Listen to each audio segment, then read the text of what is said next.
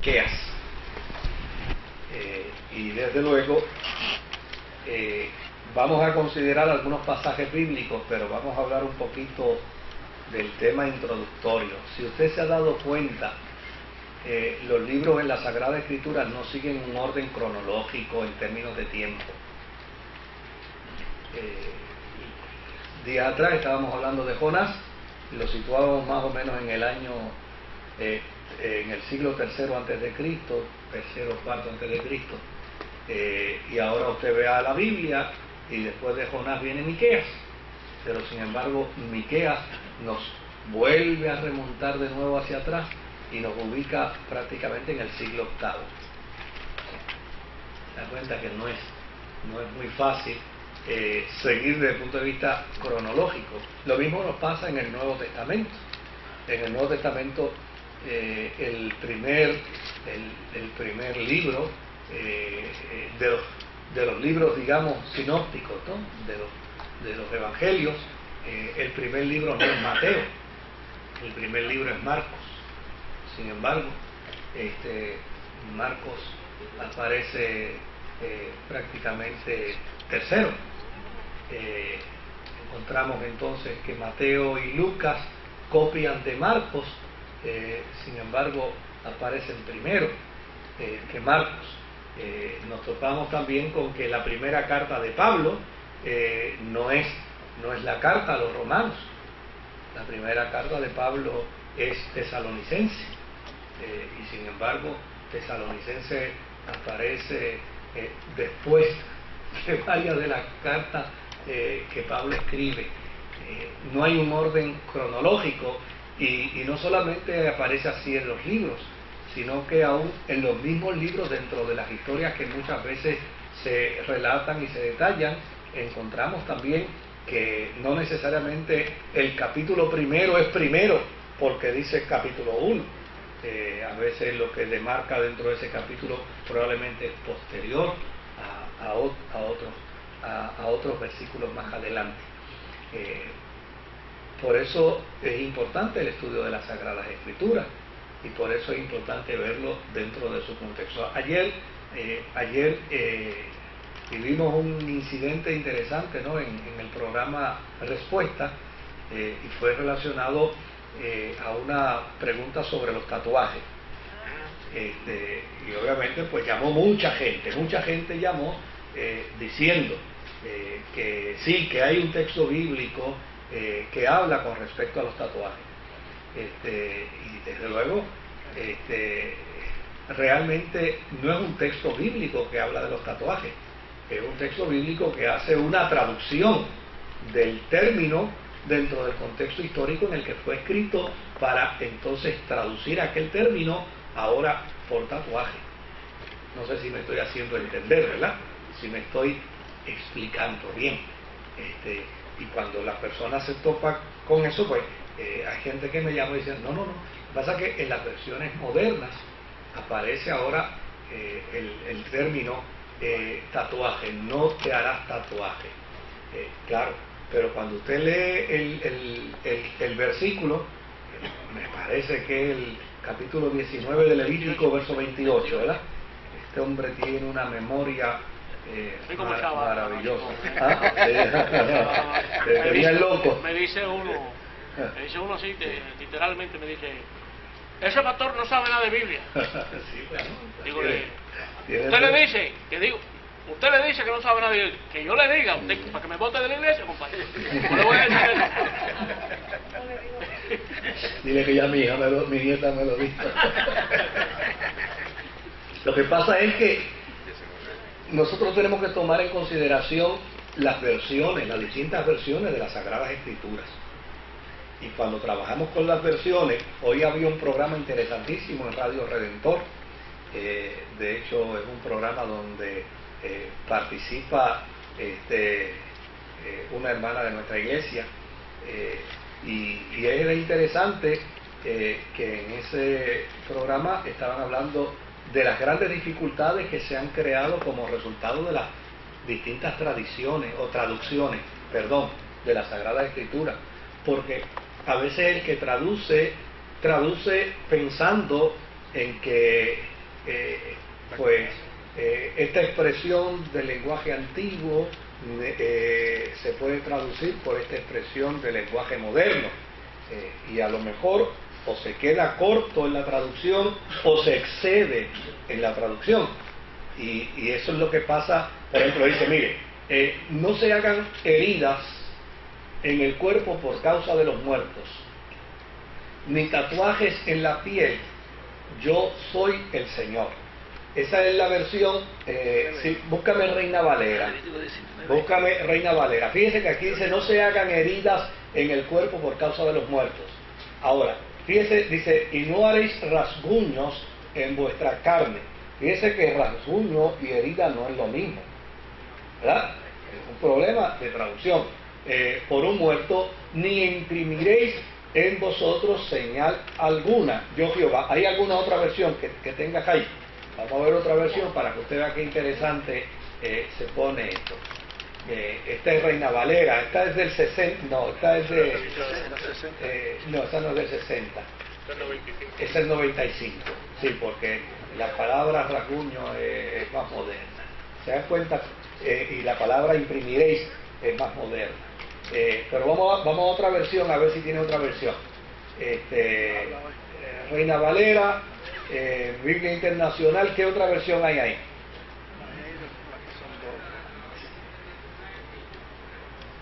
En español esas dos. ¿Alguien tiene Dios habla hoy, por casualidad? ¿Tienes Dios habla hoy? Levítico 19:28, simplemente para que veamos esto, que es importante verlo. Levítico 19:28. No se hagan heridas en el cuerpo por causa de un muerto. No se hagan ninguna clase de tatuaje, yo soy el Señor. No se hagan ninguna clase de tatuaje. ¿Ve? ¿Por qué? Porque esa es la versión moderna. Yo creo que esa es versión del 95 o del 2005.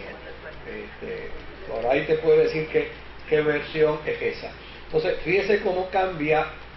No te hagas señal alguna, no te hagas rasguño, no te hagas marca, no te hagas herida. De hecho, el verso 27, pásame al verso 27, el verso 27, 19:27, no haréis tonsura en vuestras cabezas. ¿Sabe lo que es tonsura, no? No te raspe la cabeza. Estás violentando la ley. Entonces, ni te dañes la punta de tu barba. Aquí no solamente se han dañado la punta, aquí la mayoría no tenemos barba. ¿Se da cuenta? ¿Por qué? Porque esto hay que verlo dentro de su contexto histórico. Entonces, y el contexto histórico lo que le marca es tiempo. Fíjese que le están diciendo, no te rapes la cabeza. Porque en Israel estaba terminantemente prohibido a un hombre raparse la cabeza. Pero terminantemente prohibido. Tenía una implicación fea. De hecho, a David le mandaron unos soldados con la cabeza rapada. ¿Y qué fue lo que dijo David? Preferiría mejor que me los hubieran traído muertos antes que con la cabeza rapada. Y los mandó a esconder. Escóndeme esos hombres hasta que les salga pelo de nuevo. No los quiero ver así. Entonces, si usted se da cuenta, fíjese que hay que entonces preguntarle al tiempo, ¿por qué esto en el tiempo? Bueno, porque los que se rapaban la cabeza en aquel tiempo, como los que se cortaban la barba en aquel tiempo, como los que se hacían marcas en aquel tiempo, como los que se hacían, como se llama aquí, tatuaje, en aquel tiempo lo hacían por una razón religiosa. Era una razón religiosa. ¿Sabe cuál era la razón? El paganismo. En el paganismo, el que se rapaba la cabeza lo hacía en honor a un dios pagano. El que se cortaba la punta de la barba lo hacía en honor a un dios pagano. Y, desde luego, el que se hacía tacos en el cuerpo lo hacía como señal de luto, de dolor, por la muerte de un ser querido. Y el que se hacía marcas, como aquí se traduce en tatuaje, se lo hacía precisamente porque tantas marcas tenía, tantos seres queridos se le habían muerto. Entonces eran tradiciones paganas. Y como obviamente Israel no podía venir con tradiciones paganas. Todo lo que oliera a pagano era prohibido. Pero óigame, si ahora vamos a poner en disciplina a los que se nos están cayendo el pelo, ¿verdad? Entonces esto hay que verlo dentro de su contexto. Pero si yo voy a aplicar de esos dos versículos, si yo voy a aplicar uno, tengo que aplicarlo todo. Yo no le puedo decir ahora a una persona, no, usted no puede tener un tatuaje en el cuerpo porque la Biblia dice que no te puede. Óyeme, sí, pero también dice que no te puede rapar la cabeza, también dice que no te pueden hacer herida en el cuerpo. Yo tengo un montón porque tengo una de 96 puntos. Entonces, ¿a dónde vamos a llegar? Porque entonces haríamos de la Sagrada Escritura una interpretación prejuiciada. Ahora, ¿quiere decir esto que yo estoy a favor de los tatuajes? No. Y fíjense que me estoy acercando al micrófono. ¿Por qué? Porque socialmente hablando, aun cuando hoy la sociedad admite el concepto del tatuaje, ¿sabe qué? Todavía existe prejuicio. Sí, señor. Existe mucho prejuicio. Entonces, la mejor evidencia de ello es que, por ejemplo, los que trabajan en agencias de banco y tienen tatuajes, obviamente no se los pueden quitar, pero se los tienen que cubrir. Es que se ven tan feos. No, hay algunos bonitos. Créame que hay algunos bonitos, pero a fin de cuentas, a fin de cuentas, se los tienen que cubrir. ¿Por qué se los tienen que cubrir? Porque el banco está proyectando que es un elemento de imagen y entiende que todavía socialmente es inaceptable. Ahora, si nosotros vamos a hacer una aplicación teológica del texto a mansalva, imagínense qué haremos con... nosotros tenemos en nuestra iglesia hermanos y hermanas que han venido a la experiencia de la fe tatuados. ¿Y ahora qué vamos a hacer con ellos? No hay manera de manejar su situación, pues ya están tatuados. Pues si ya están tatuados, punto, están tatuados. Entonces, ¿qué vamos a hacer? A discriminar con ellos, contra ellos, a marginarlos. Pues no podemos. Entonces, tenemos que ver el texto, como siempre hemos dicho, dentro de su contexto. Porque no podemos sacar a un texto lo que a mí me convenga para aplicarlo y lo demás que echarlo para un lado. O el texto o lo aplico bien o no lo aplico. Porque entonces sería totalmente injusto en el marco teológico, en la experiencia teológica, un tipo de aplicación a mansalva. Pastor, en el mismo Israel se hacía un voto nazareo, sí, que se afeitaban, el mismo Israel, los mismos judíos, se afeitaban la cabeza, las cejas, todo el pelo del cuerpo completo. Es un voto. Y me pudiera, a lo mejor, si sabe, me pudiera... Bueno, no, mira, el gran problema que nosotros tenemos con las escrituras es que si vamos a citar textos de contexto, vamos a estar en una guerra de textos para probar lo que yo quiero probar y para que los demás prueben lo que quieran probar. Porque el mismo apóstol San Pablo, cuando le escribe a los corintios, le dice, al hombre le es deshonroso dejarse crecer el cabello. ¿Qué queda? Entonces, ¿en qué quedamos? O te lo rapa o te lo dejas crecer. ¿Se da cuenta? O sea, todos estos planteamientos teológicos tenemos que verlos dentro de su contexto. Si no los vemos dentro de su contexto, hay una palabra griega que se denomina como eisegesis. Y la eisegesis no es otra cosa que forzar al texto a decir lo que el texto no dice. Eso es como el latino que está en Estados Unidos y vio una casa cerrada con un letrero de venta y rompió la puerta y entró. Y la policía lo arrestó. Y él le preguntaron que por qué razón había entrado. Y dice, bueno, yo vi un letrero que dice fórzale. ¿Se da cuenta? Uno no puede interpretar las cosas dentro de un dentro de un marco de una propia, uno tiene que trabajar, pues él tenía que trabajar primero con el idioma y saber si eso que leía ahí era lo mismo que él entendía, porque nadie puede hacer las cosas a mansalva teológicamente hablando. O sea, ese es uno de los grandes problemas. Por esa razón es que hay tanto pensamiento paralelo dentro de la fe, ¿verdad? Tantas líneas paralelas dentro de la fe, porque la gente no quiere trabajar con el contexto histórico, la gente quiere trabajar con el texto, sin contexto histórico, sin manejar el autor, quién escribió, por qué escribió, cuándo escribió, qué circunstancias hubo cuando se escribió.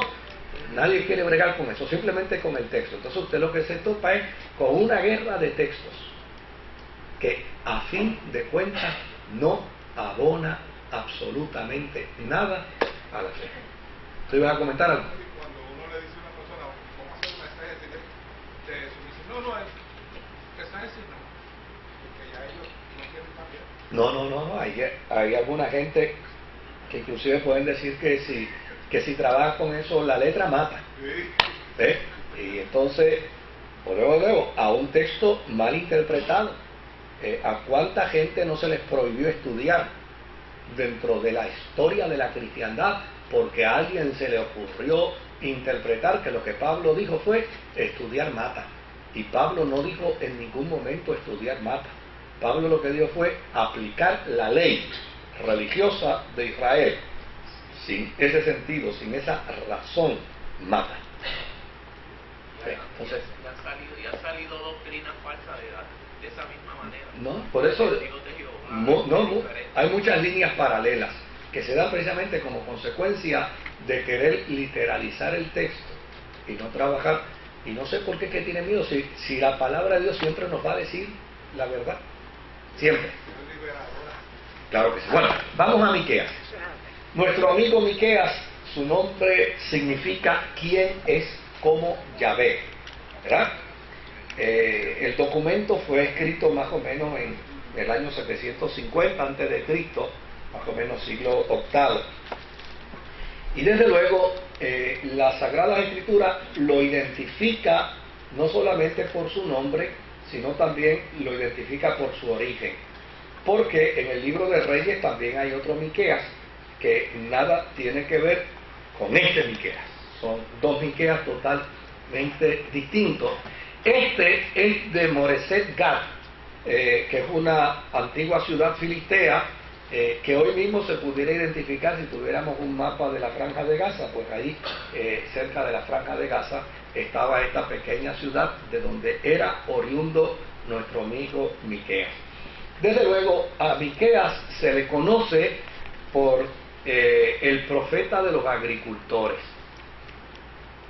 Y la razón por la que se le denomina y se le conoce como el profeta de los agricultores es porque él defiende a la población rural de su tiempo contra la élite de la ciudad de Jerusalén. Y desde luego cuando uno lee, por ejemplo, si vamos a Miqueas capítulo 3, versículo 2 y versículo 3, vamos a encontrar un dato interesantísimo. Dice: ustedes odian el bien y aman el mal. A mi pueblo le arrancan la piel del cuerpo y la carne de los huesos. Dice: ustedes se devoran a mi pueblo, le arrancan la piel, le rompen los huesos, los descuartizan como carne para la olla, como carne para el horno. Fíjese cómo él plantea el abuso y el atropello de los acaudalados contra la clase obrera, contra los pobres, contra los agricultores. Desde luego, él no es que Miqueas necesariamente sea un teólogo de la liberación, no es un mero teólogo desde el punto de vista de la problemática social, es un teólogo de enfoque religioso. Él también predicó contra el pecado. Ahora, lo que pasa es que Miqueas plantea y postula dentro de su teología que el gran pecado de Israel, la gran inmoralidad de Israel, es que ellos conocen lo que deben hacer Es como la tesis evangélica: el pecado está en aquel que sabe que sabe hacer lo bueno y no lo hace.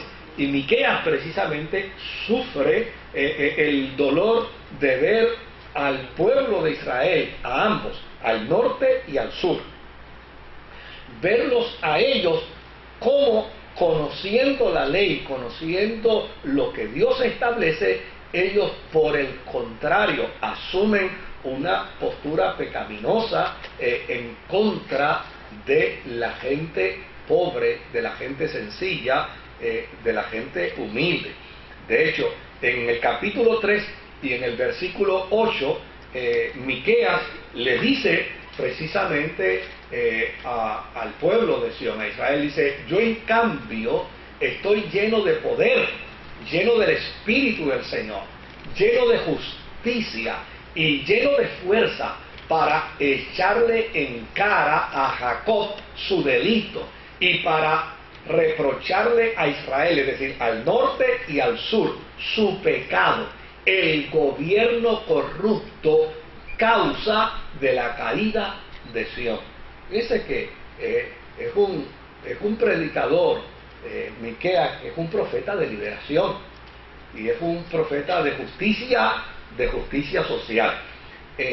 Su sermón, su mensaje era un mensaje y un sermón bien contundente. De hecho, él fue profeta en tiempo del rey Ezequías. Y si vemos el libro del profeta Jeremías, si me buscas ahí, el profeta Jeremías capítulo 26, Jeremías 26, verso 18 al 19 de Jeremías, vamos a leer algo aquí interesante, que durante el reinado de Ezequías, Miqueas de Moreset había profetizado a todo el pueblo de Judá.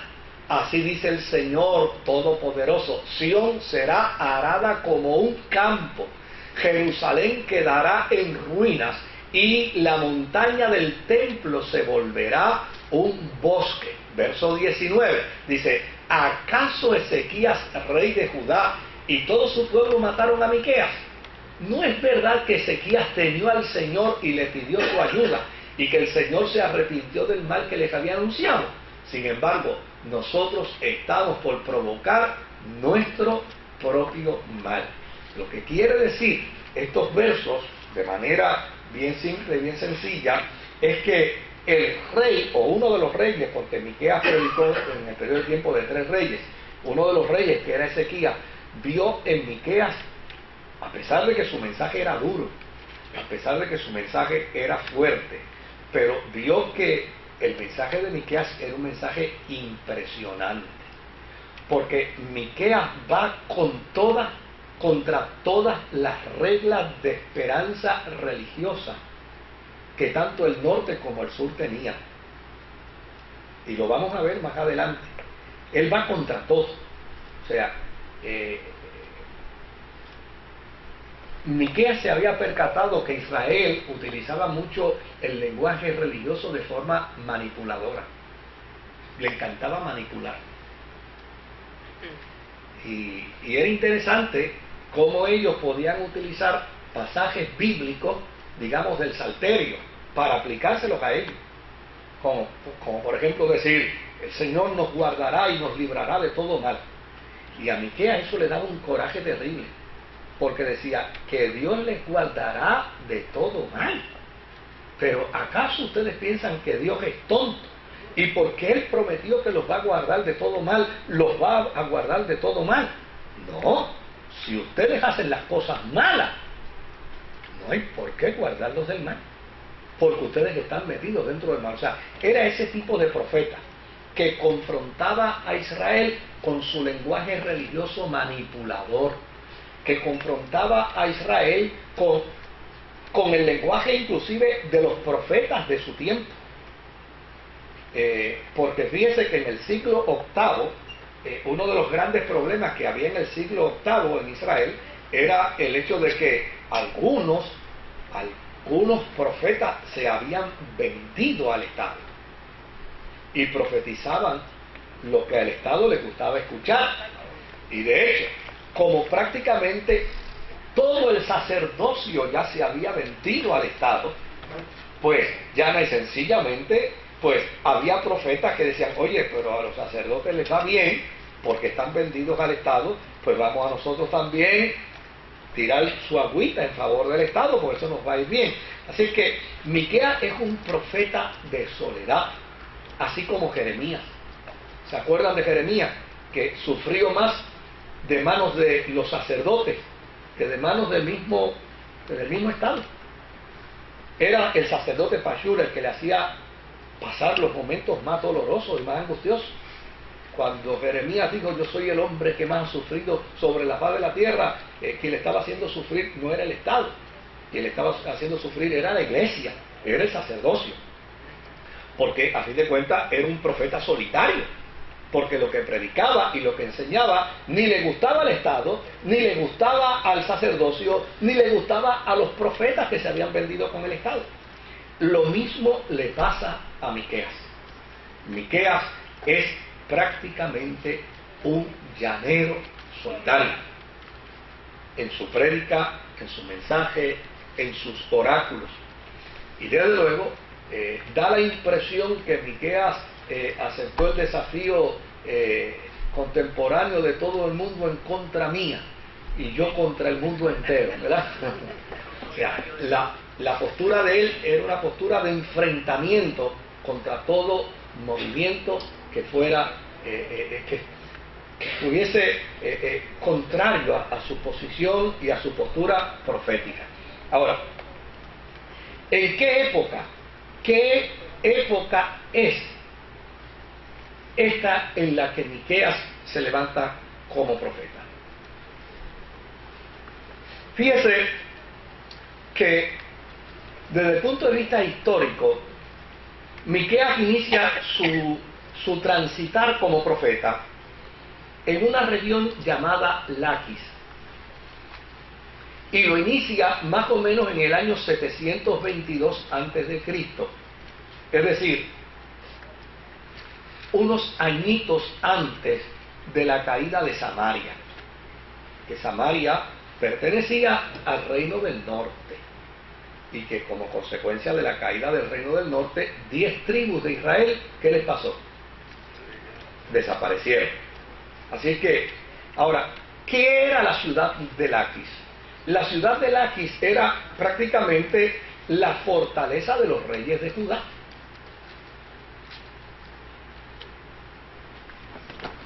Y es precisamente dentro de esa ciudad donde Miqueas entra en conflicto con los ciudadanos principales de Jerusalén en su tarea y en su función como profeta. Entra en ese conflicto. ¿Qué está sucediendo externamente fuera de la región del norte y del sur de Israel? Pues Asiria está creciendo, Asiria se está expandiendo, Asiria se está imponiendo. Y desde luego el rey de Asiria, que en esta ocasión le tocaba gobernar a Teglafalasar, este rey tenía la intención de sojuzgar todo el mundo semítico occidental. O sea, lo que estaba en su mente, lo que estaba en su corazón, lo que estaba en sus planes, era hacer básicamente que todo el pueblo semítico occidental cayera bajo su poder. Desde luego, él tenía una estrategia de expansión bien interesante, los asirios. No era una estrategia de aniquilamiento de los pueblos que ellos invadían, no. De hecho, cuando uno mira esto, uno dice, oye, esta gente tenía posturas políticas muy modernas, o es que las pocas vergüenzas siguen siendo pocas vergüenzas, lo mismo ahora que antes, ¿verdad? Pero fíjese que ellos postulaban y planteaban que la intención de ellos al invadir un pueblo no era aniquilar el pueblo, era hacer el menor daño posible. Lo que a ellos les interesaba era convertir a ese pueblo en un estado que ellos pudieran manejar, que ellos pudieran gobernar. Cualquier parecido al presente, pura coincidencia, ¿no? Con la cuestión esta del petróleo. No te queremos gobernar, lo que queremos es simplemente decirte a quién lo vende y cómo lo vende y en cuánto lo vende. ¿Verdad? Entonces, ¿qué sucede? Esos pueblos conquistados se convertían en títeres del imperio asírico. Y mientras ellos estuvieran funcionando de acuerdo a las pautas de los asirios, ellos podían seguir llamándose como se llamaban, pensando, manteniendo su idiosincrasia, manteniendo sus dioses, sus experiencias culticas, sin ningún problema. Ahora, en caso de que ese pueblo se rebelara, los asirios venían, y entonces lo que hacían era que los acorralaban y los convertían en mini estados. Desde luego, los llevaban a una pequeña región, tal vez a un 20% del territorio, los ubicaban allí y le decían, como no se portaron bien, ahora el 70 o el 80% de las tierras de ustedes, ahora las vamos a gobernar directamente nosotros. Y ustedes se quedan ahí. Desde luego, si ese mini estado que ya ellos habían formado les seguía dando problemas, entonces ya necesariamente se metían, los erradicaban y los que quedaran vivos los mandaban para un pueblo, los mandaban para otra ciudad, los distribuían y así los hacían desaparecer. Esa era básicamente la estrategia que tenían los asíricos para invadir terrenos. Ahora,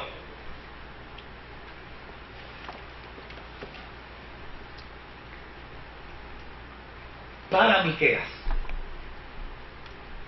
este proceso, que no es otra cosa que un proceso fascista, que es una manera, obviamente, de querer manejar y gobernar a un pueblo con una apariencia, ¿no?, detrás del telón. Este proceso, Miqueas lo veía con perfecta claridad. Y dentro del marco de sus profecías, les decía él a Israel, ustedes van a sufrir la invasión asírica. Y serán tan torpes y tan torpes y tan torpes en esa invasión que llana y sencillamente estos asirios vendrán, los convertirán en un estado títere, pero el espíritu de ustedes es tan de rebelión y tan torpe que ustedes se rebelarán con los asirios, y los asirios lo que harán es prácticamente erradicarlos. Y de hecho, el gran problema que tiene precisamente el reino de Judá, el reino del sur, luego del exilio de Babilonia, y la razón por la que no acepta el reino del sur a los samaritanos, es porque como consecuencia de esa profecía de Miqueas, estos samaritanos, lo que les queda de judíos es el nombre, pero en tradiciones, en cultura, en proceso, en idiosincrasia, se parecen a muchos de los pueblos asíricos, y no hay manera de Israel poderlos integrar, porque ya necesariamente dicen, no, pero benditos, ustedes son un collage cultural, ustedes no pueden entrar al reino de Israel nuevamente. Y esa es básicamente la razón. Se lo había profetizado Miqueas, y le había dicho Miqueas a Israel, lo que viene para ustedes es juicio que no tiene paralelismo, no tiene comparación. Pero la torpeza, la terquedad de ustedes va a ser tan grande que a ustedes se les aplicará el juicio en su máxima expresión. Porque obviamente los asíricos lograron en muchas ocasiones, de hecho, cuando Asiria invadió por primera vez al reino del norte, lo que se llevó fue al rey, ¿se acuerdan?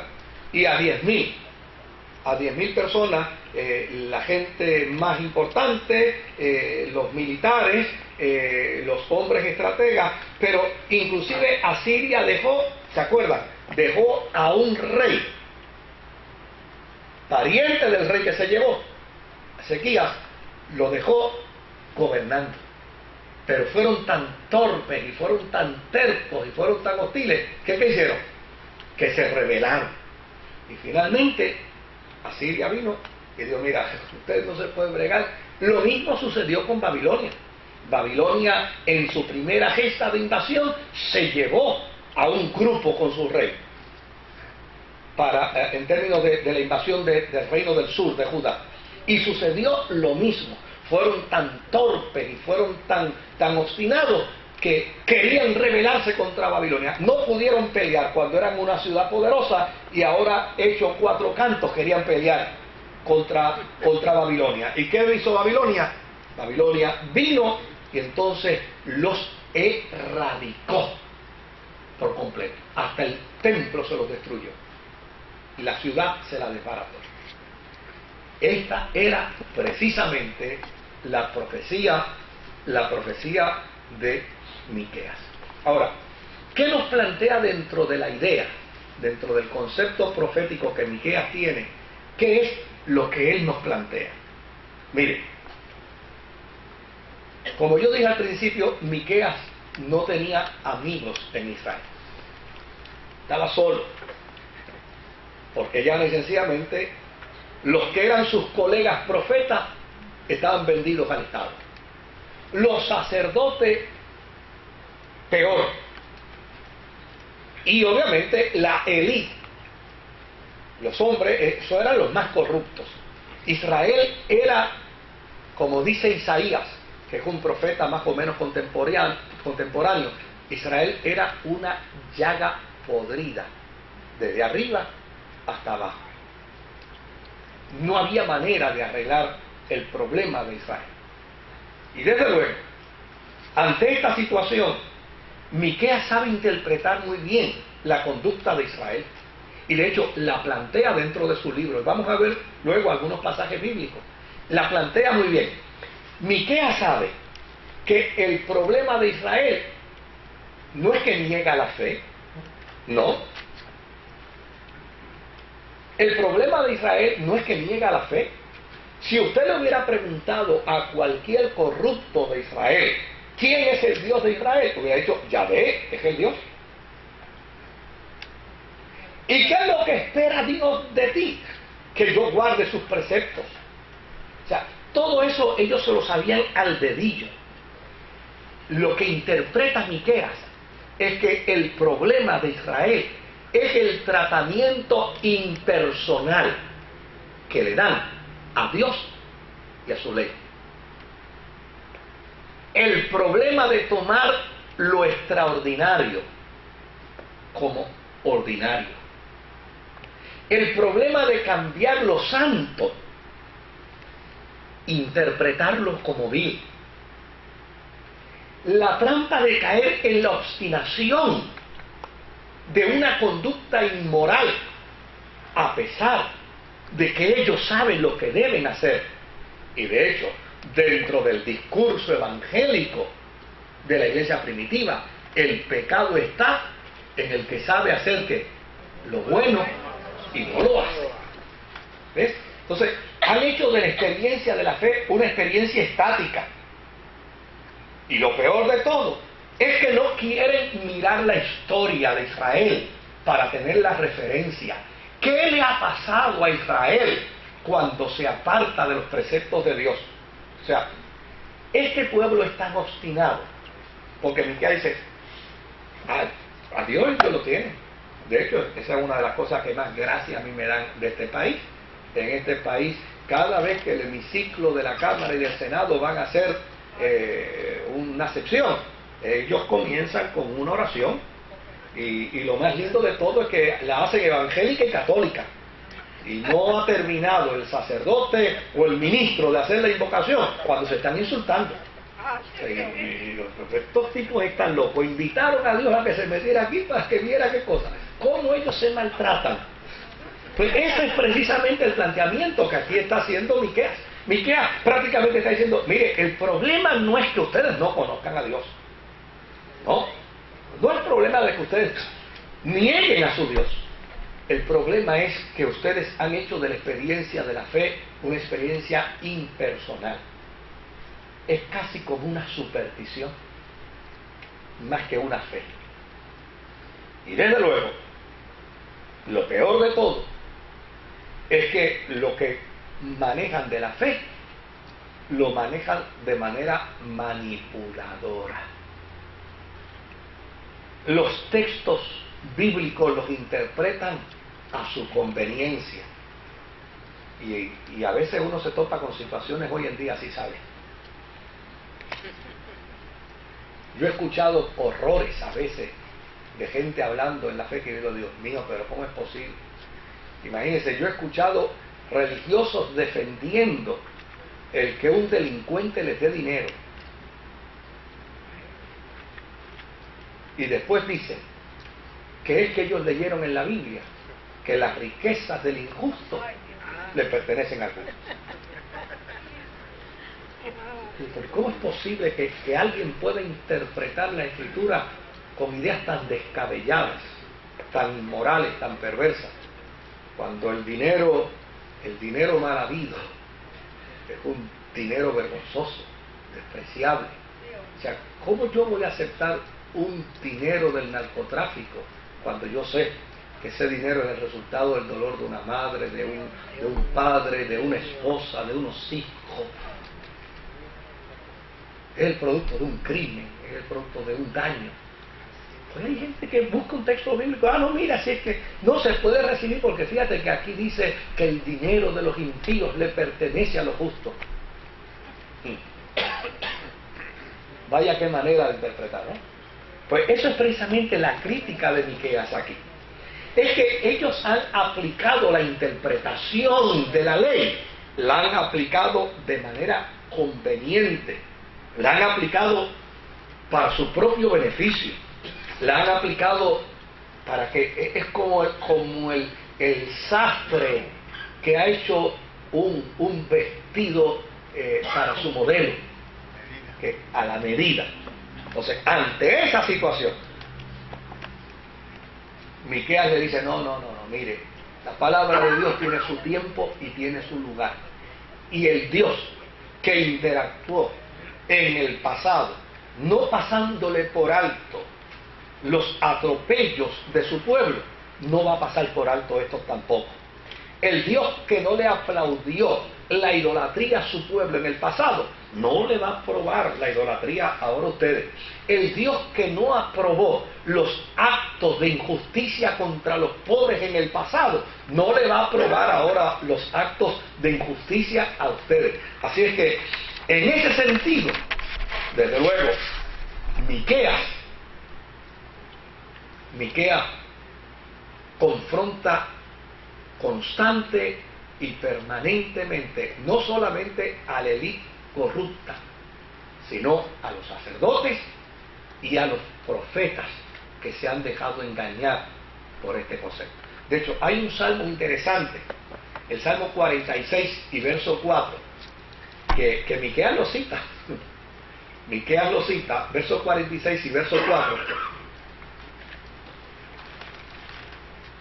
Dice, hay un río cuyas corrientes alegran la ciudad de Dios, la santa habitación del Altísimo, ¿verdad?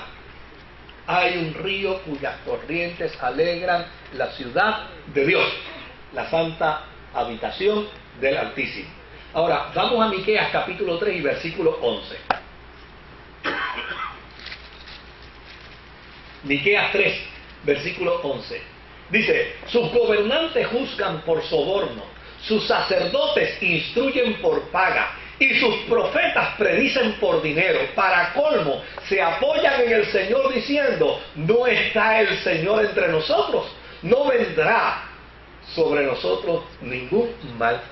Fíjese lo que hace Miqueas. Le dice, señores, ustedes están conscientes, número uno, de que el gobierno se soborna. Número 2, de que los sacerdotes instruyen por soborno. Número 3, que los profetas predicen por soborno. Y para colmo, Ustedes van y recurren al salterio para decir, no muchachos, en este terreno pasa el río de Yahvé, cuyas aguas nos refrescan y siempre nos bendicen. Y él le dice, ¿y ustedes piensan que eso es así porque sí? ¿Ustedes piensan que Dios está obligado a servirles a ustedes, olvidándose el pacto?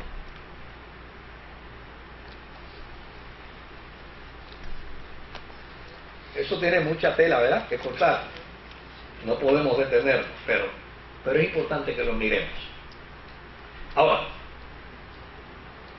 ¿qué empieza a hacer Miqueas dentro de su documento? Vamos al capítulo 1, y desde el versículo 1 hasta el versículo 5, vamos a ver algunos versículos. Acuérdense que esto es una sinopsis, no podemos, ¿verdad? A lo sumo 2 días es que vamos a estar trabajando con Miqueas. Pero mire lo que dice Miqueas 1 al 5. Dice, esta es la palabra que el Señor dirigió a Miqueas de Moreset durante los reinados de Jotán, Acaz y Ezequías, reyes de Judá. Esta es la visión que tuvo acerca de Samaria y de Jerusalén. Escuchen, pueblos todos, presten atención, la tierra y todo lo que hay en ella. El Señor omnipotente, será testigo en contra de ustedes. Miren, ya sale el Señor de su morada, ya baja y se encamina hacia las cumbres de la tierra. A su paso se derriten las montañas como la cera junto al fuego, se parten en 2 los valles como partidos por el agua de un torrente. Y todo esto por la transgresión de Jacob, por los pecados del pueblo de Israel. ¿Acaso no representa Samaria la transgresión de Jacob? ¿Y no es acaso en Jerusalén donde están los santuarios paganos de Judá? Mire qué interesante. Claro, Miqueas recurre a un concepto teológico antiguo, el concepto de la teofanía, ¿verdad?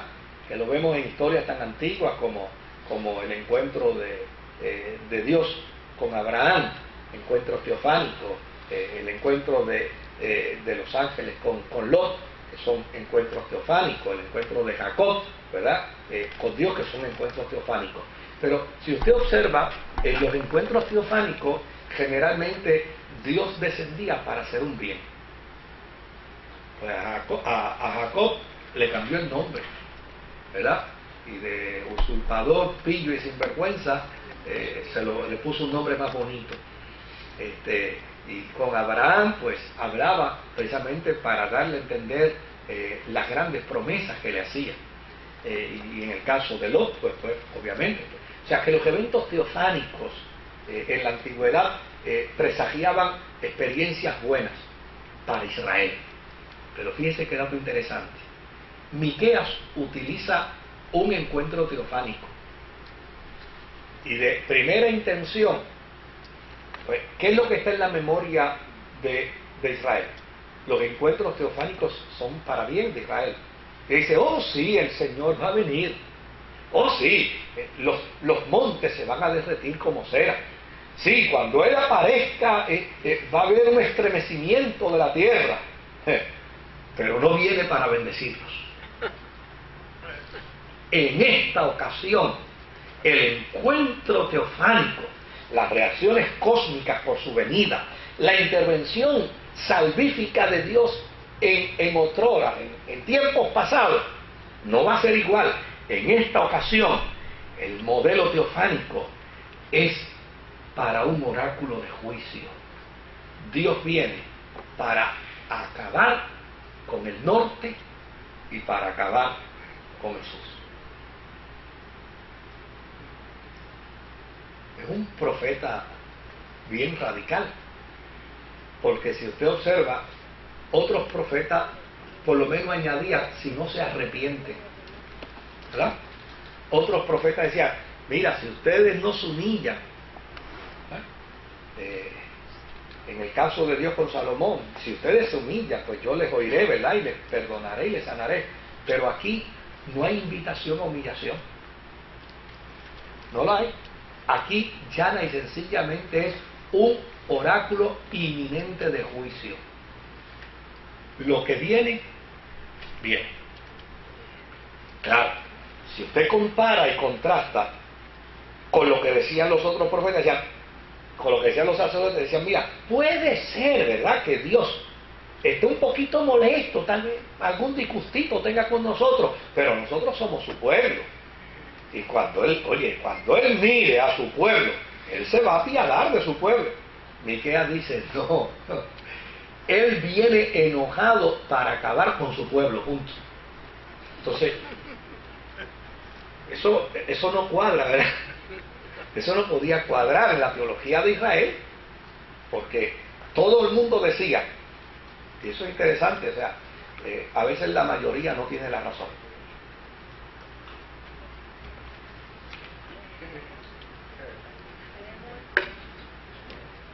Yo creo que la democracia a veces sufre precisamente golpes macabros y dolorosos porque siempre está orientado hacia la mayoría. Y no necesariamente la mayoría se comporta siempre de manera inteligente. No necesariamente la mayoría se comporta de manera racional. A veces la minoría tiene más razón que la mayoría. Ese concepto de que la mayoría manda puede ser, pero no sabemos si manda bien o mal. Si vamos al capítulo 2, verso 1 al 5, mire cómo dice: hay de los que solo piensan en el mal, y aún acostados hacen planes malvados. En cuanto amanece, los llevan a cabo, porque tienen el poder en sus manos. ¿A quién está condenando aquí Jeremías? ¿Ah? Al gobierno, a la élite, a los poderosos, ¿verdad? Verso 2. Codician campos, se apropian de ellos, de casas, y se adueñan de ellas. Oprimen al varón y a su familia, al hombre y a su propiedad. Por tanto, así dice el Señor: ahora soy yo el que piensa traer sobre ellos una desgracia de la que no podrán, ¿qué?, escapar. Ya no andarán erguidos, porque ha llegado la hora de su desgracia. En aquel día se les hará burla y se les cantará este lamento: estamos perdidos. Se están repartiendo los campos de mi pueblo, como me los arrebatan. Nuestra tierra se la reparten los traidores. Por eso no tendrán en la asamblea del Señor a nadie que reparta la tierra. Si vamos al verso 8 y al verso 9, se añaden unas notitas interesantes dentro de ese mismo capítulo, ¿verdad? Dice: ayer ustedes eran mi pueblo, pero hoy se han vuelto, ¿qué?, mis enemigos. ¿Se da cuenta del calibre de este profeta? A los que pasan confiados, a los que vuelven de la guerra, los despojan de su manto. A las mujeres de mi pueblo las echan de sus preciadas casas, y a sus niños los despojan para siempre del honor que les di. Ese versículo a mí me está rondando en la cabeza hace rato, ¿verdad? Y los despojan para siempre a los niños del honor que siempre les di. Ahora bien, fíjese que Miqueas es un profeta religioso, pero es un profeta de crítica social, y su crítica va enfocada hacia el abuso de poder por parte de los dirigentes, ¿verdad?, de Israel, de aquellos que tienen mucho y todavía quieren, ¿qué?, quieren más. Todavía quieren más. Entonces, fíjate cómo los describe. como individuos que se acuestan en las noches y no duermen porque están pensando, ¿cómo le puedo quitar qué? Más al otro. ¿Cómo puedo quitarle las tierras? ¿Cómo le puedo quitar sus beneficios? Entonces, ante esto, él lo describe, dice, expropian tierras, las casas a los campesinos. Y desde luego, Miqueas no se casa con nadie. Es un profeta de oráculo de justicia. Y le dice al pueblo, dice, bueno, si ustedes están diciendo, ¿verdad?, que ustedes son mi pueblo porque son descendientes de Abraham, porque son descendientes de Isaac y descendientes de Jacob, y porque yo hice pacto con su patriarca, si ustedes, pues mira, yo les digo a ustedes que ustedes antes eran mi pueblo, ya no, ahora son mis enemigos. De hecho, Jesús usó una expresión interesante que a mí me llama mucho la atención porque es una invitación a la tolerancia. Es el planteamiento cuando los discípulos, los 70, vuelven donde Jesús le dicen, nos encontramos a un hombre que en tu nombre echaba fuera demonios y se lo prohibimos. Y Jesús le dijo, no, espérate un momentito. Pues si ustedes se lo prohibieron, lo hicieron mal, porque el que no está en contra mía, conmigo es, ¿verdad? Pero hay otra expresión de Jesús donde él dice, el que no recoge conmigo, desparrama. Y esa es más violenta, ¿verdad? Porque es probable que la persona diga, bueno, está bien, yo no estoy recogiendo, pero no estoy haciendo nada malo. No, si no recoges, desparrama. O sea, ¿ah? ¿Qué quiere decir eso? Que o recoges o desparramas, pero no hay términos medios. ¿Por qué un término medio? Volvemos de nuevo al planteamiento de Jesús, del Cristo resucitado a una de las iglesias del Apocalipsis. Por cuanto no eres ni frío ni caliente, ¿verdad? Yo te vomitaré. ¿Ah? Por eso. Entonces, en ese sentido, fíjense qué interesante, que es lo mismo que está invocando el profeta aquí. Es lo mismo que el profeta está planteando. Bueno, ustedes una vez fueron mi pueblo, pero a ustedes no los hace ser mi pueblo el que sean nietos de Abraham. No, ni hijos de Jacob, ni hermanos de Isaac. A ustedes los hace ser mi pueblo que cumplan el pacto. Porque en la fe, lo más importante de la fe no son mis dichos. Lo más importante de la fe son mis hechos. A Jesús le preguntaron, ¿verdad? Y él dijo que por las obras, por los hechos, se conocerán. O sea, lo que identifica a un cristiano verdadero no son los años que lleva, ni toda la experiencia que tenga, ni todos los testimonios que haya acumulado en su acervo. Es cómo se conduzca. Es cómo se conduzca.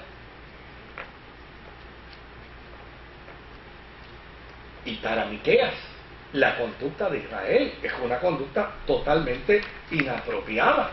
Bueno, la descripción que hace es una... O sea, con ustedes no se salvan ni los soldados que pelean por ustedes. Cuando llegan los soldados, ustedes abusan de ellos. Los dejan totalmente desamparados. Miqueas es un profeta contemporáneo, ¿sabes? Oiga, yo no he querido aplicar nada, yo simplemente, ¿verdad? Pero es un profeta contemporáneo. Yo creo que Miqueas le pudiera muy bien hablar a los dirigentes de ejércitos del mundo, diciéndole, ustedes cogen y llevan a sus soldados a las batallas y después cuando llegan hecho canto, los pican más.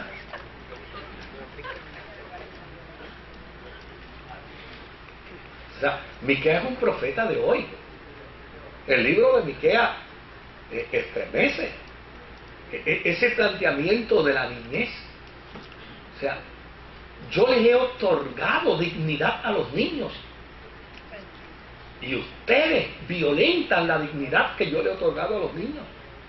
Oiga, es un profeta de hoy, porque violentar la dignidad de los niños no es solamente el abuso sexual. No, violentar la dignidad de los niños no es solamente el maltrato.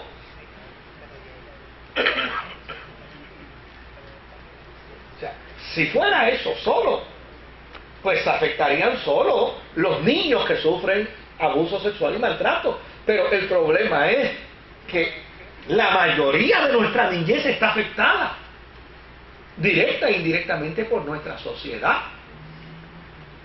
Y le violentamos la dignidad cuando ponemos programas porquerías de violencia y de basura y de palabras insolentes. Le violentamos la dignidad a nuestros niños cuando se les quiere imponer en las escuelas cursos que no responden al contexto de su edad. Se le violenta la dignidad a nuestros niños cuando la televisión está llena de violencia, y cuando llega el día de Santa Claus y el día de los Reyes, y si no le compramos una ametralladora o una escopeta, le compramos un juego para el 10 de violencia. O sea, Miqueas es un profeta, oiga, que uno puede prácticamente con su libro, claro, va a parar uno con buenos frenos, va a parar uno la conchinchina con los religiosos, ¿no? Y con el Estado y con el pueblo, porque el gran problema es que nuestra sociedad sabe lo que es bueno, pero no lo practica. Vamos al capítulo 2. Perdón, al capítulo 3, porque ya leímos el 2, al capítulo 3, 5 al 7.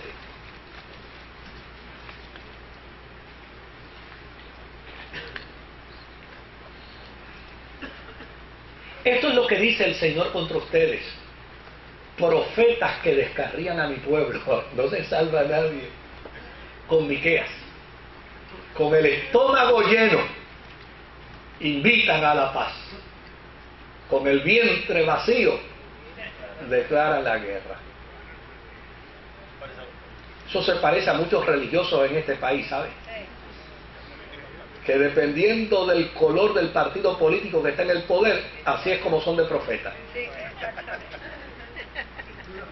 Cuando el que está en el poder es contra sus ideales, oiga, están en la prensa todo el día. Pero cuando el que está en el país es contra sus ideales, entonces empiezan a atacar y son los profetas. Claro, cuando tienen el estómago lleno, hablan de paz. Cuando lo tienen vacío, entonces dicen, si no me llena el estómago, hablo mal de ti. Esto es lo que dice el Señor contra ustedes. Por tanto, tendrán noches sin visiones, oscuridad sin presagios. El sol se ocultará de estos profetas. El día se les volverá tinieblas. Los videntes quedarán en vergüenza. Los adivinos serán humillados. Dios les tapará la boca, pues no les dará respuesta. Un profeta como para quitarse el sombrero, ¿verdad? Fíjense, hay un elemento que yo creo que es bueno considerar de Miqueas. Dentro de esta sinopsis, ¿verdad? Dentro de este brevario que estamos haciendo de él. Pero cuando uno lee a Miqueas, uno ve en Miqueas lo siguiente. Para Miqueas, los actos malos y buenos llevan consigo su propio desenlace. Es decir, Miqueas es un profeta del talión, donde dice, señores, el castigo es igual a la falta. A ustedes los van a arrasar, Pero ¿sabe por qué los van a arrasar? Porque ustedes han arrasado. Fíjense que la ley del talión, en el concepto del ojo por ojo y diente por diente, no quiere decir que si yo te saco un diente, tú me saques dos. No. Lo que quiere decir es que si yo te saco un diente, yo tengo que pagar tu diente de manera justa y equitativa. Esa es la ley del talión. La gente la interpreta mal. Lo que la ley del talión implica es que el castigo no puede ser mayor que la falta. O sea, si yo te tumbo un diente, no me saques la caja completa. Digo, yo no tengo caja, ¿verdad? Pero, por si acaso. Eso es lo que quiere decir, ¿no? Llana y sencillamente, eso es lo que quiere decir. Pero entonces, cuando usted ve la ironía del discurso de Miqueas dice, señores, y no duden, yo creo en la ley del talión. El castigo no puede ser mayor que la falta. El problema es que la falta de ustedes es tan grande que el castigo tiene que ser igual. Ustedes han arado al pobre, pues Dios los va a arar a ustedes. O sea, es un planteamiento irónico, pero es que a fin de cuentas esa es la tesis de Miqueas. Él dice, el hecho malvado recae sobre la gente de forma funesta. Es decir, lo que siembras es lo que cosechas. Quien obra bien, bien recibe. Quien obra mal, mal recibe. O sea, Miqueas es un profeta que no solamente es un profeta social, es un profeta cuyo discurso, cuyo mensaje plantea un elemento de realidad de la vida. El que está inmerso en la maldad, a la larga, la maldad se lo traga. Ahora, Miqueas no saca este planteamiento puramente de un coraje, de roña que tiene con la gente de su tiempo, ¿no? Es que es parte de la sabiduría del pueblo. Si vemos el Salmo 7, versículo 17, enuncia este principio, plantea este principio. Fíjense lo que dice, el Salmo 7, 17, dice, alabaré al Señor por su justicia, al nombre del Señor Altísimo, yo le cantaré salmos, pero lo alabaré ¿por qué? Lo alabaré por su justicia. O sea, Dios no dará por inocente al que es que en la tesis de Miqueas. O sea, de hecho, son los salmistas los que dicen, no te impacientes a causa de los malos. A la larga, ellos como estopa arden. No te vengues del malo. Déjale la venganza a ¿quién? A Dios. ¿Por qué? Porque a fin de cuentas era parte del proverbio, era parte de la sabiduría del pueblo. A veces la gente se desespera por la maldad, por el malo, y mira cómo triunfa el malo, y mira cómo echa para adelante el malo, y mire, a la larga, el malo lo destruye su propia maldad. Esa historia de la horca, ¿verdad? De Labán, de Amán. Esa historia de Amán preparó la horca para Mardoqueo y a la larga le tocó a él. O sea, yo creo que es un mensaje de sabiduría de pueblo. Yo creo que en la naturaleza hay un mensaje explícito para el hombre. De hecho, a mí me encantan las razones por las cuales el Espíritu Santo quería llegar a la casa de Cornelio. Cuando yo leo la historia de por qué el Espíritu Santo quería llegar a la casa de Cornelio, a mí me maravilla. Primero le llama piadoso. Cornelio es piadoso. Es un hombre que hace bien. Es un hombre que da limosnas. Es un hombre que ayuda a las viudas y ayuda a los huérfanos. O sea, fíjese que demarca un sentido de justicia social. Claro, Nadie se salva por hacer el bien.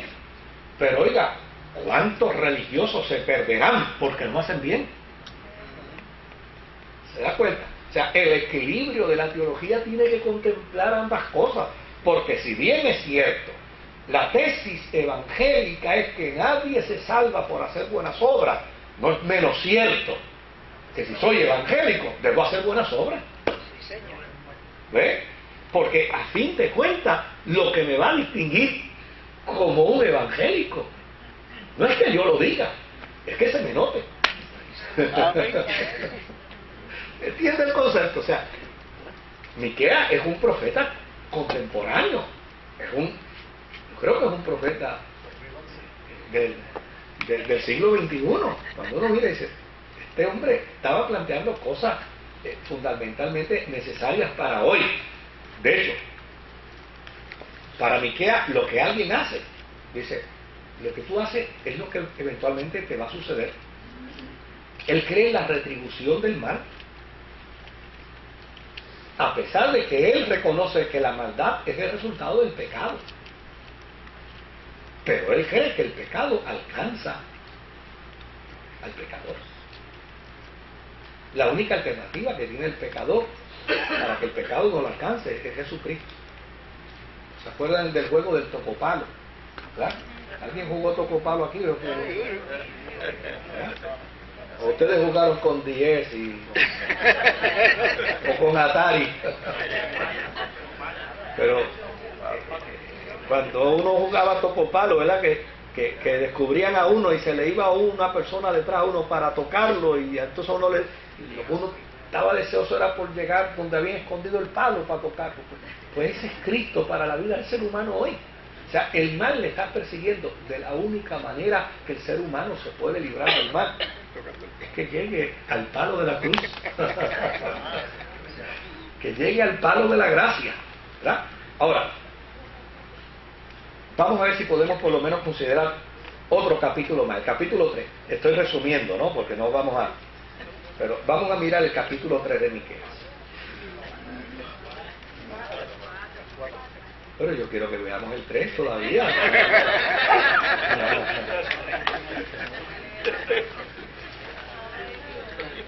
Ya, Lázaro. Vamos a verlo. Vamos. No, tercera de cuando.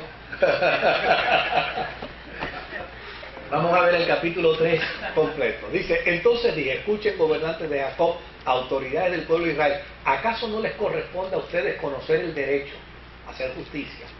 Ustedes odian el bien y aman el mal. A mi pueblo le arrancan la piel del cuerpo y la carne de los huesos. Ustedes se devoran a mi pueblo, le arrancan la piel, le rompen los huesos, los descuartizan como carne para la olla, como carne para el horno. Ya le pedirán auxilio al Señor, pero el Señor no les responderá. Esconderá de ellos su rostro, porque hicieron lo malo. Esto es lo que dice el Señor contra ustedes, profetas que descarrían a mi pueblo. Con el estómago lleno invitan a la paz, con el vientre vacío declaran la guerra. Por tanto, tendrán noches sin visiones, oscuridad sin presagios.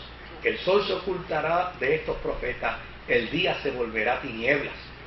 Los videntes quedarán en vergüenza, los adivinos serán humillados. Dios les tapará la boca, pues no les dará respuesta. Yo, en cambio, estoy lleno de poder, lleno del Espíritu del Señor y lleno de justicia y de fuerza, para echarle en cara a Jacob su delito, para reprocharle a Israel su pecado, el gobierno corrupto, causa de la caída de Sión. Escuchen esto, ustedes gobernantes del pueblo de Jacob y autoridades del reino de Israel, que abominan la justicia y tuercen el derecho, que edifican a Sión con sangre y a Jerusalén con injusticia.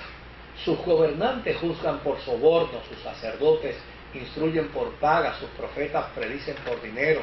Para colmo, se apoyan en el Señor diciendo, no está el Señor entre nosotros, no vendrá sobre nosotros ningún mal. Por lo tanto, por culpa de ustedes, Sión será como un campo arado, Jerusalén quedará en ruinas, y el monte del templo se volverá un matorral. ¿Qué les parece? Fíjese lo que dije al principio. El gran problema de este pueblo, dentro de este contexto,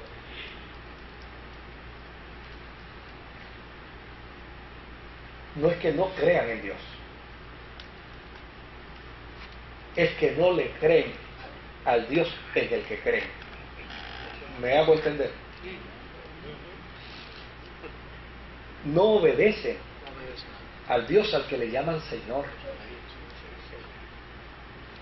Y han hecho de la experiencia de la fe una experiencia supersticiosa, donde piensan que Dios está obligado, que Dios está comprometido.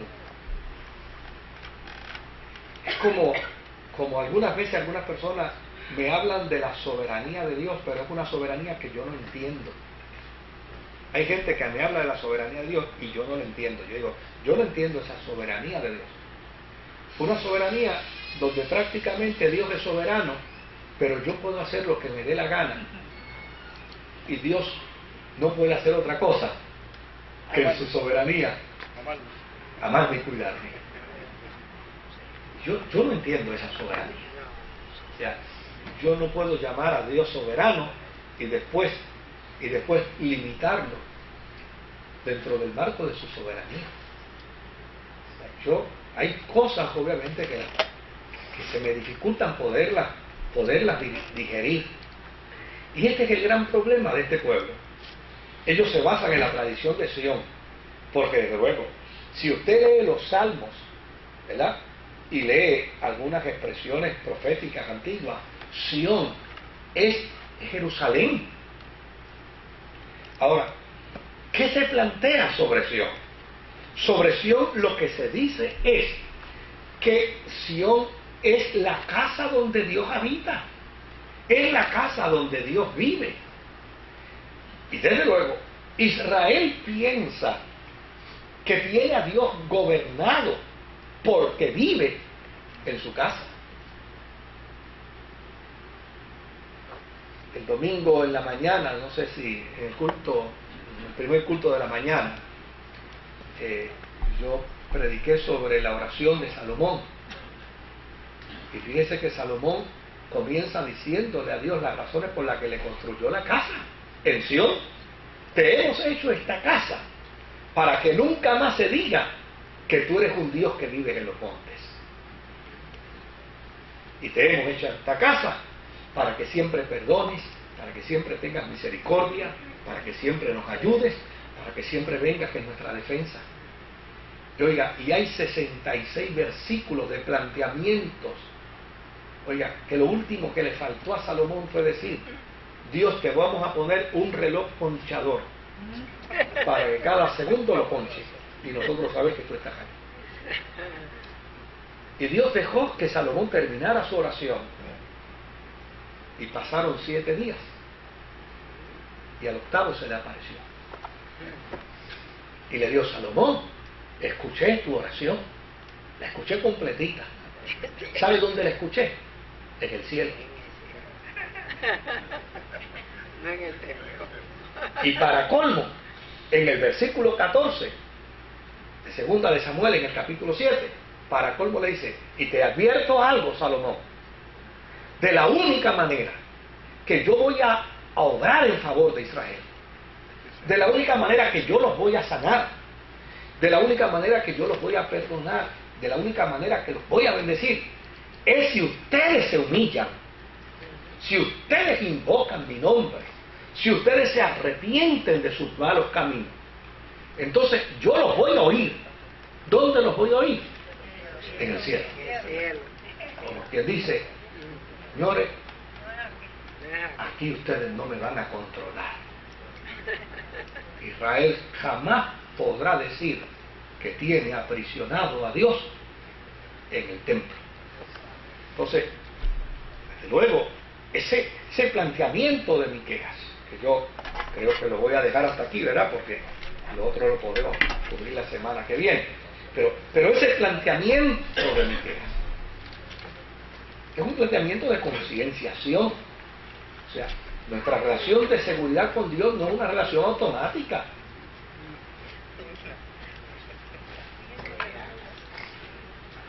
Ni puede ser tampoco una relación desde el punto de vista egocéntrica.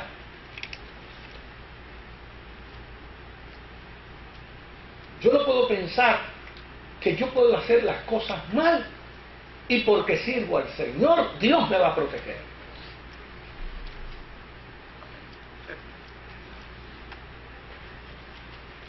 Como alguna gente que a veces le digo, mira, ese semáforo está rojo, dice, no te preocupes que el Señor nos guarda. No me fastidies tú a mí, te vas a comer el semáforo y ahora obligas a Dios a guardarnos, chicos. Estaba yo una vez en Colombia con un pastor amigo y estábamos subiendo, claro, estábamos en el territorio de las guerrillas y estábamos subiendo hacia una ciudad que se llama Antioquía, que era, en Colombia era una de las fortificaciones, de los lugares donde más estaban las guerrillas.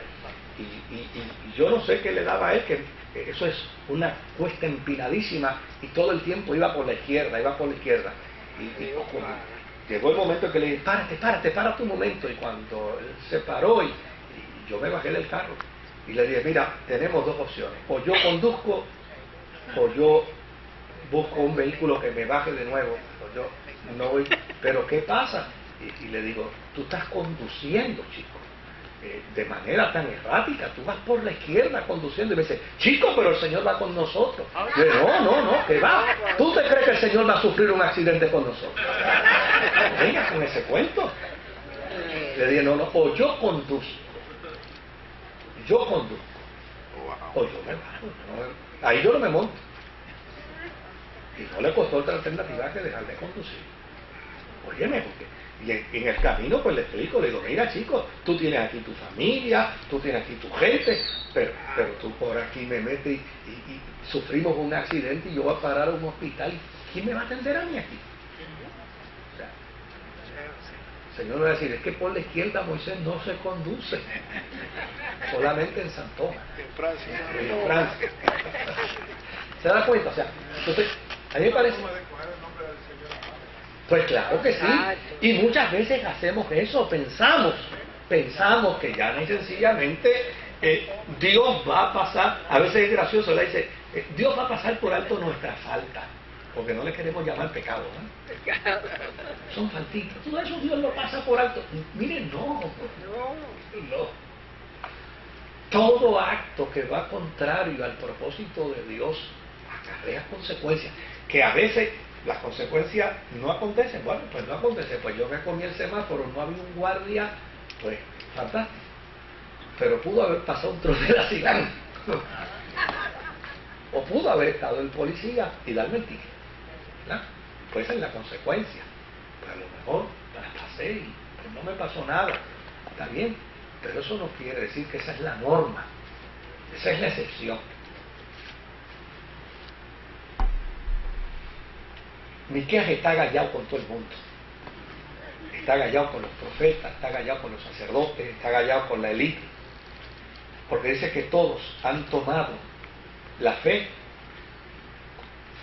como un elemento automático, sin análisis, sin introspección, sin reflexión, y todo lo que se revela es producto de un egoísmo sobrenatural. Y desde luego, el mayor enojo de Miqueas es que ustedes no creen en mi profecía porque ustedes se amparan, que no importa lo que ustedes hagan, que no importa lo que ustedes realicen, aun cuando estén en contra del pacto de Dios, te dicen que no pasará nada porque Sión es Sión. Y Miqueas le dice, están equivocados. Sión puede ser Sión, pero si se desvía, sufrirá consecuencias, porque a fin de cuentas, con quien Dios hizo el pacto fue con Sión. Y se lo dijo claro, de ahora en adelante es, obedecen, guardan mis preceptos, yo estoy con ustedes. Desobedecen, no guardan mis preceptos, es problema de ustedes. ¿Algún planteamiento? ¿Algún comentario? Es algo que yo no entiendo. Ajá. Siempre que aparecía un profeta era porque los sacerdotes no estaban cumpliendo con lo Sí. que estaba haciendo, ¿verdad? Quien escoge al profeta es Dios. Sí. ¿Por qué no había tantos profetas? Bueno. Uno que decían, porque le llevaban la contraria a Miqueas, Sí. decían que Porque en Israel se desarrollaron escuelas de profetas y el profetismo se convirtió en cierta medida en una profesión que se estudiaba, una profesión obviamente que podía producir un estatus, y el estatus iba a venir en alguna medida obviamente de unas prebendas y de unas conveniencias particulares. Tenía una edad para hacer también, tenía una edad. Sí, por eso sí, ¿no? Entonces había profetas que ya y sencillamente pues decían, pues, por ejemplo, hay un, a ver si me acuerdo de su nombre, el Balaam, que era a manera de un vidente, pero ese era un mercenario en el mundo profético, en el mundo vidente. O sea, él emitía oráculos en la medida en que le pagaban.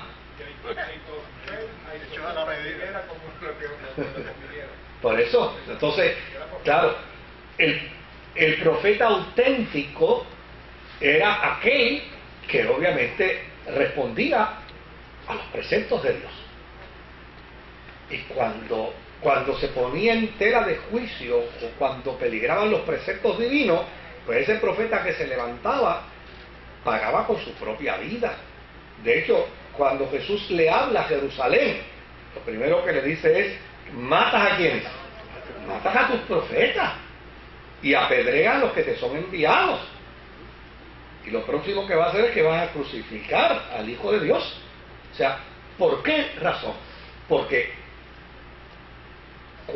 cuando una multitud, cuando un pueblo, cuando una nación pierde de perspectiva el propósito y la voluntad de Dios ya demarcada, ya establecida, pues al profeta auténtico no le quedará otra alternativa que encarar al pueblo y a sus gobernantes.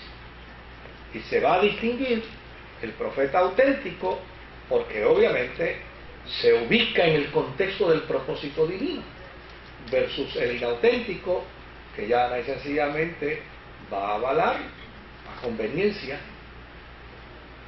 del pueblo, de la nación, o del Estado, de que sea. ¿Está claro, hermano? ¿Algún otro comentario? Pues bien, yo creo que entonces debemos detenernos aquí, ¿verdad? Y continuamos entonces, Dios mediante, con la ayuda del Señor, el próximo martes. Me gustaría que veamos todavía algunas cositas más de Miqueas.